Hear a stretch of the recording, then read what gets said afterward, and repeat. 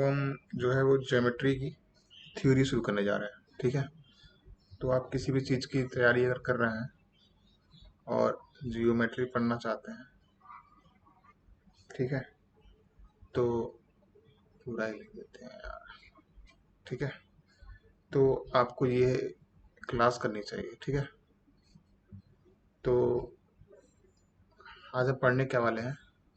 देखो, आज हम जो पढ़ने वाले हैं उसमें पहला टॉपिक होगा पैरेलल लाइन। ठीक है, दूसरी टॉपिक होगी लीनियर पेयर किसे कहते हैं। तीसरा टॉपिक होगा वर्टिकली अपोजिट एंगल। ठीक है, उसके बाद हम पढ़ेंगे सप्लीमेंट्री और कॉम्प्लीमेंट्री एंगल। ठीक है, ये समझते हैं आज हम मोटा मोटा। ठीक है, डेली हम थोड़े थोड़े करके ज्योमेट्री को अच्छे से खत्म करेंगे। ठीक है, देखो पहला क्या है कि पैरेलल लाइन क्या होती है। ठीक है, हिंदी में क्या कहते हैं इसको? समांतर रेखा। देखो पैरेलल लाइन सिंपल सी बात है कि दो लाइन के बीच हर समय डिस्टेंस सेम होना चाहिए। जैसे रेल की पटरी,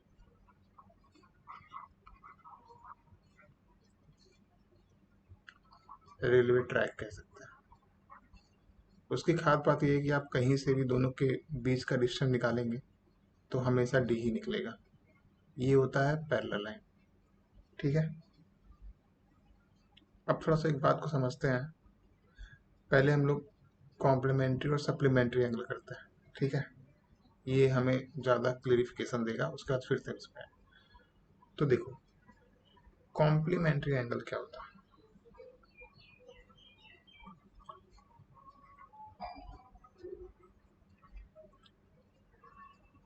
ये एंगल क्या होता है? देखो, अगर कोई ट्रायंगल है 90 डिग्री का,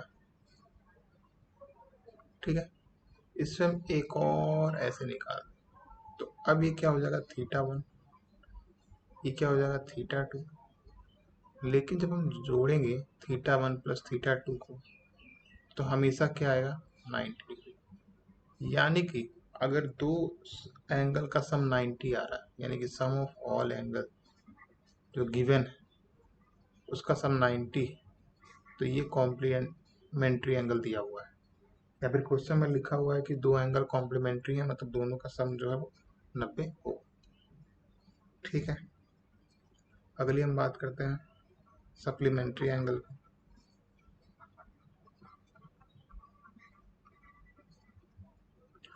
देखो ये क्या कहता है? ये कहता है कि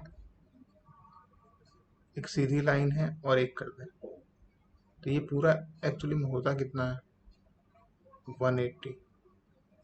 और अब ये क्या हो गया? मान लो ये थीटा थ्री है, ये थीटा फोर। यानी कि जब दो एंगल का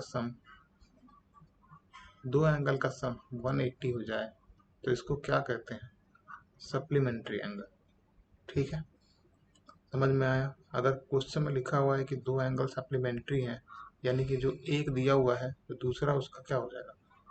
180 माइनस। जैसे दिया हुआ है कि क्वेश्चन में दिया हुआ है कि एक एंगल 30 है और ये सप्लीमेंट्री एंगल है, तो अपने आप दूसरा एंगल कितना हो गया? 180 माइनस 30,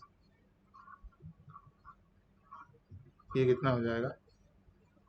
150। ठीक है, ये होता है। अगला है लीनियर पेयर।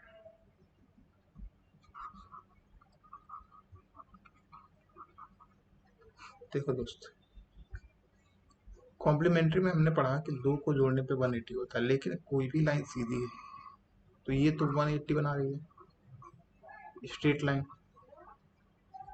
Straight line. ठीक है, तो इसमें से अगर हम कितना भी कुछ कर दें, यानी कि एक निकाल दें, दो निकाल दें, तीन निकाल दें, ये पॉइंट मान लो, ठीक है, चार निकाल दें, पांच निकाल दें, तो लेकिन इन सब का सम कितना होगा? सम ऑफ एंगल इजकल टू 1+2+3+4+5+6 अगर कर दें हम तो ये कितना आएगा, ये आएगा 180। मतलब समझ रहे हो, मतलब यही कहना चाह रहा हूँ मैं कि अगर एक सीधी लाइन है, अगर इसको ऐसे काटे तो भी इन दोनों सम का क्या होगा 180। अगर इस लाइन को हम ऐसे काटे और इसको ना देख के इन दोनों को देखते हैं, क्योंकि ये भी एक सीधी लाइन है, देखो ये भी एक सीधी लाइन है, इसको काट दिए तो इन दोनों का सम भी क्या है 180। इन दोनों का सम भी क्या है 180। इन दोनों का सम क्या है वो भी 180। ठीक है, ये सब लीनियर पेयर से ही हो जा रहे हैं। ठीक है, समझ गए, लिख दो। जैसे अगर ये θ1 है और ये θ2 है तो दोनों का सम क्या होगा 180। अब इसको देखिए, अगर ये θ1 है ये θ3 है तो इन दोनों का सम क्या होगा 180। अगर ये θ3 है और ये θ4 है तो इन दोनों का सम भी क्या होगा 180।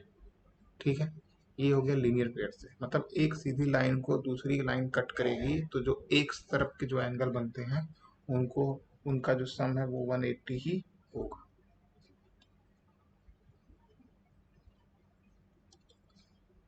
अगला हम बात कर देते हैं कोरस्पॉन्डिंग एंगल की।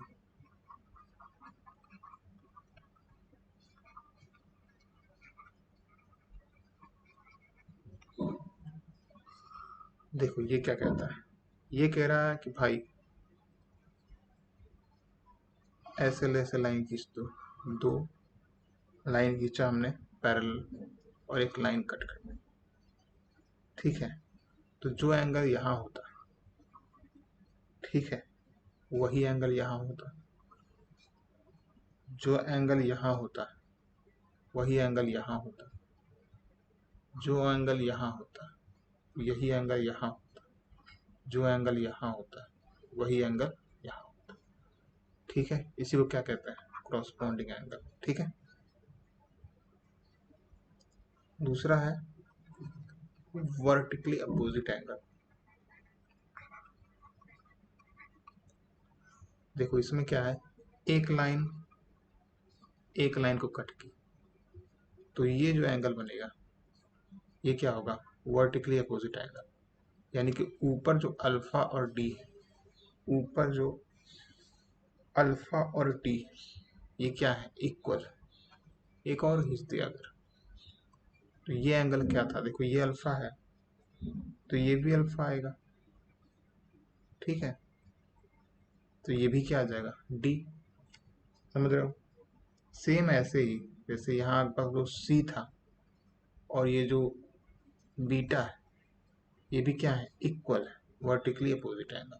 ठीक है, वर्टिकली है अपोजिट है। ठीक है, सेम ऐसे ही देखो यहाँ वर्टिकली अपोजिट है, वर्टिकली अपोजिट है। ये देखो यहाँ सी आ गया, यहाँ बीटा आ गया। यहाँ ऊपर से हम देख भी सकते हैं, हर तरीके से ये आपस में बराबर होंगे। ठीक है, समझ गए। यानी अगर फिर से बना के लिखना चाहे अगर हम इसको, दो पैरेलल लाइन और इसे काट तो मान लो ये 30 है तो ये सीधी लाइन है तो इसको कितना होना पड़ेगा 150। अब देखो ये दोनों वर्टिकली अपोजिट है और ये भी एक लाइन है, इसको कट की है तो इन दोनों का सम भी 180 होना चाहिए। तो ये क्लियर हुआ कि ये दोनों क्या है वर्टिकली अपोजिट एंगल। अब देखो इन दोनों का सम 180 होना चाहिए और ये दोनों वर्टिकली अपोजिट एंगल भी। अब देखो ये 30 है तो ये भी 30 होगा क्रॉसपॉन्डिंग एंगल, ये 150 है तो ये भी 150 क्रॉसपॉन्डिंग एंगल। ये देखो क्रॉसपॉन्डिंग एंगल हो गया इसके हिसाब से, इसके हिसाब से वर्टिकली अपोजिट एंगल। समझ गए। तो आज हम एंगल वाला काम करे थे। ठीक है, थोड़ा सा और देखा जाए क्या।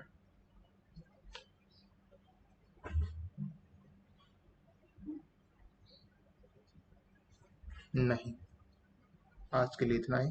ठीक है, कल हम नेक्स्ट आगे करेंगे, कंप्लीट थ्योरी कराई जाएगी। ठीक है।